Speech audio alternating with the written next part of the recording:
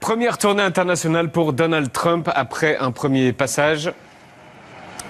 Ce week-end en Arabie Saoudite accompagné de Melania. On l'a vu signer des contrats.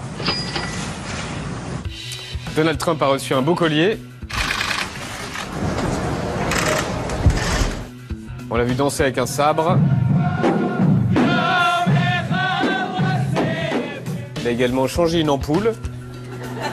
Et ce matin, il est arrivé en Israël accueilli par Benjamin Netanyahou.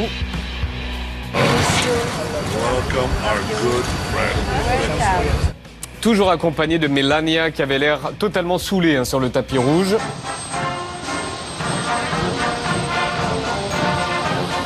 Est-ce qu'on peut revoir ce geste, la bonne ambiance du couple?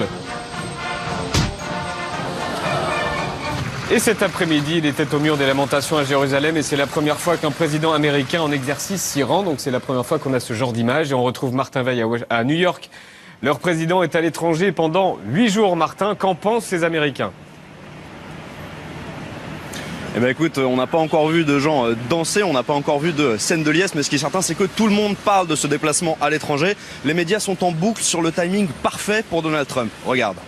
Donald J. Trump arriving in Saudi Arabia for his first foreign trip as president. This is a high-stakes, 8-day, 5-country mission, which the White House hopes might turn the page on the investigations and allegations raging here at home. He departed the U.S. on Friday in the midst of really the biggest domestic crisis of his presidency. There couldn't be a better time for Donald Trump to kind of be out of Washington and escape the siege-like atmosphere he's facing. This trip is no doubt a welcome relief from the drama engulfing the Trump administration in recent days. C'est vrai que c'est pas con, ça tombe plutôt bien pour faire oublier les affaires, ce voyage. Oui, exactement, le timing est parfait. Ce matin, grâce au décalage horaire, les images de Trump reçues par Israël étaient partout dans les Morning News. Les Morning News, ce sont les JT du matin et ils sont hyper regardés aux États-Unis. Donc oui, pour Trump, le timing est nickel. Il visite 5 pays en 8 jours avec le G7 pour apothéose où il rencontrera Vladimir Poutine et Emmanuel Macron. Mais il sera de retour à Washington le 27 ou le 28 mai. Et pour son retour, le Sénat lui réserve une petite surprise. Les sénateurs doivent auditionner très rapidement James Comey, le patron du FBI que Trump a viré de manière expéditive. Ce sont les chefs de la commission du renseignement qui poseront les questions. Y a-t-il eu une ingérence russe dans la présidentielle américaine? L'entourage de Trump est-il connecté avec la Russie? L'audience s'annonce explosive et Trump devrait y répondre comme d'habitude par un tweet.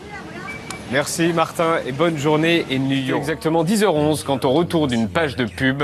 Avec carte noire. Carte noire, les plus belles couleurs du noir. Petite chaudasse, hein. Tout de suite, c'est l'espoir avec le voyage. Malédiction, malédiction, malédiction.